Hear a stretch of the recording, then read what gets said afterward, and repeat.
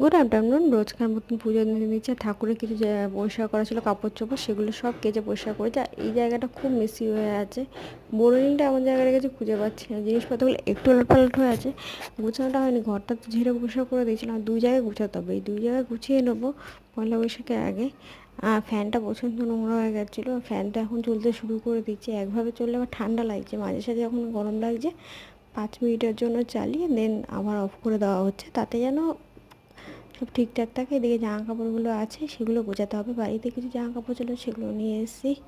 আর এখানে আলু ভাজা, পাঁপড় ভাজা, ভাত ফুটছে। আর এখানে মুগ ডাল। প্রেশার কুকারে করে নিলে না সুবিধা হয়, একবারে ফোড়ন দিয়ে আমি ডালটা করে নিই, তাহলে সুবিধা হয়, তাড়াতাড়ি হয়। তোমাদের যাদের তাড়া থাকে তারা এইভাবে করতে পারো, খেতে টেস্টি হয়, খারাপ হয় না। আর একটু খিদে পেয়েছে, খাওয়া দাওয়া করতে হবে, খাওয়া দাওয়া করা হয়নি। আর শ্যাম্পু দিয়েছি। আর এখানে আমার ছোটো ছোটো হেয়ার, বেবি হেয়ার হচ্ছে, দেন দেখেও ভালো লাগছে। কেন চুল